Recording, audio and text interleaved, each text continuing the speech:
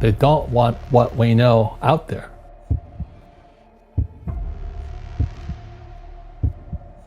Lesson number one, rich don't work for money.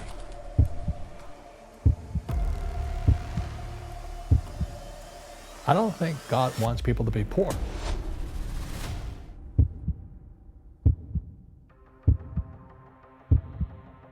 You will learn how to use debt as money. So once you learn how to use debt as money, you can never say, I can't afford it.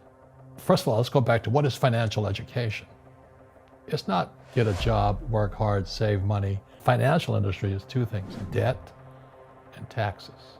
And we still tell kids to go to school, get a job, work hard, save money, and get out of debt. Now, who tells them to do that? That's the most ridiculous thing there is. And today in the world, America especially, is this gap between the rich and everybody else. And I know the game of the rich. You know, my rich dad taught me the game the bankers and the rich play is different than what they teach you in school. And the question I ask all over the world, what does school teach you about money? And the answer is nothing. And that's not a mistake. That's not an accident. I knew that, most people know that. But the way to keep the poor and middle class working hard is never teach them what the rich know. So if you read Rich Dad, Poor Dad, which came out in 1997, it's what the rich teach their kids about money, the poor and middle class do not. Because poverty hurts. I mean, I don't like it. And I don't like that our academic system's so corrupt.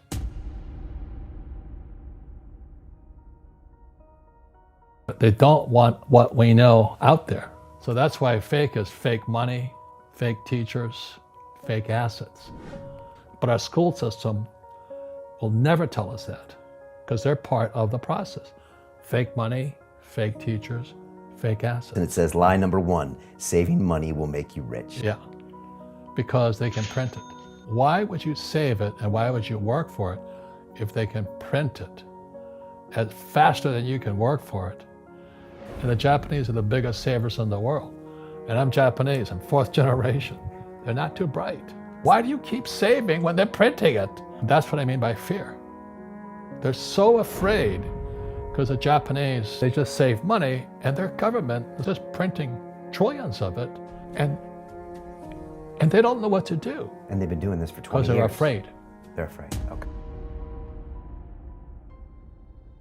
To be a great entrepreneur, an investor, and a great rich person, you have to engineer mistakes into your life. Well, I stopped sailing for Standard Oil of California as a third mate for them. And I went to fly for the US Marine Corps in Vietnam. And the military education is different than academic education. We're taught to make mistakes.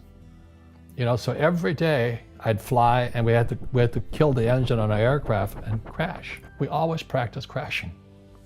Because one day, as you know, you will crash. And you did crash. And I did crash 3 times. But if I didn't practice that, I'd be dead. So what happens to the average person in a financial crash, they don't know what to do. Every time I do a lot of speaking to the masses out there, Lehman doesn't invite me in because we're gone, but they go, well, it's so risky. What you're saying is risky. And I said, what I do isn't risky for me, but it's risky for you. And when somebody says, what is risk? You have to look in the mirror. Do you know what I mean? For me to fly in Vietnam, that was high risk. But the higher the risk, the more you have to study. So if you're not going to study, you're not going to practice and all that, then you should do what Wall Street tells you to do. If you read Rich Dad, Poor Dad, Rich Dad's lesson number one, the rich don't work for money. You said when someone gives you a paycheck, something inside of a person just shuts off, right? Well, it's not even that. They've already sucked the life out of your paycheck. The people that are being screwed today are the poor and middle class because they work for money. You know, the banker friends, they're not working for money. They have money working for them. Yep. Right. Very big difference in mentality here. If you learn never to work for money, you'll be a rich man. If you're going to be successful in your life, you've got to find the best teachers.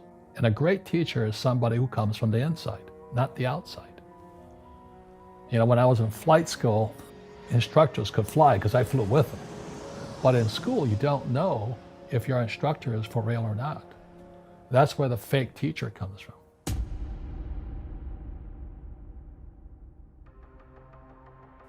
See, there's three kinds of income: earned, portfolio, passive. So earned income is if I get a job, that's earned income. If I'm a doctor or a programmer, that's earned income because I'm working for it. If I buy, let's say, Apple for $10 and I sell it for $20, that's portfolio income, capital gains. Yeah. But passive income, which is cash flow, is never taxed. Most of the guys complaining, they don't know there's three kinds of income. And the rich don't have jobs anyway. They have assets. When I came back from Vietnam in '73, January of '73, my poor dad said, "Get your MBA." And my rich dad laughed.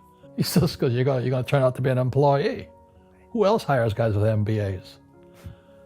You know what I mean? He was just pragmatic about it. He says, "If you really want to be rich, take a class on real estate." And I said, "Why is that?" He says, "I didn't know at the time, but once you understand real estate is based on debt." And he says, "You will learn how to use debt as money. So that once you learn how to use debt as money, you can never say, 'I can't afford it.'"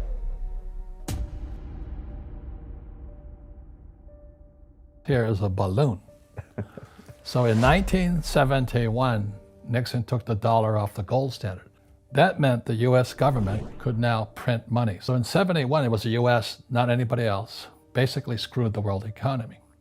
So rather than fix the economy, they just did this. So '87, there was, the real estate, everything's getting expensive, inflation's going crazy. Then there was the LTCM plus the Southeast Asian crash, the rupiah crash and all this. Yeah, the end of the 90s. We'll give the banks all the money they want so you won't crash. Everything's inflated now.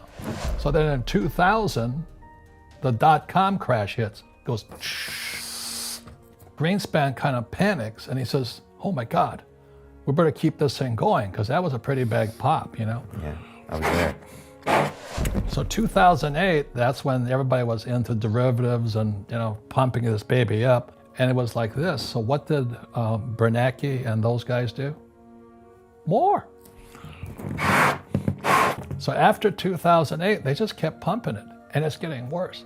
So now we have the stock market, this one area of the economy, all-time highs, floating on fake money. Real estate, I don't know how people can afford to live. In New York, I was looking at a condo for $55 million. Real estate in Silicon Valley, you can't afford to live there. And then all these companies started borrowing money, so the economy's good, and unemployment's low and all this. They say there's no inflation, but have you seen the price of food, real estate, and student loans, and medical? So now what's going to happen is the baby boomers, my generation, are going to start to retire. There's no money there. So let me ask you a question. This is making me nervous. I know. This is called, not economics, this is called bubblenomics. But they'll never teach you this in school. And why do they keep printing money? Because they want to save something. Because it's an addiction. This is like heroin. The moment you take that one hit, they say, "Okay, I'll quit next week." And the economy gets worse, so they can go. So anyway, this is what's going on in the world economy today. So the baby boomers are going to retire now. Student loans are bust. So, do you have to be an economist to say what's going to happen? We're fighting a 12-year war now. Entitlements are going through the roof. National debt to GDP is 109 in America, 109%. 90% is too late. We have to keep printing now. So this is called bubblenomics, and this is what's going to happen. Got it? I got it. Is that economics 101? Scary stuff. It's happened throughout history.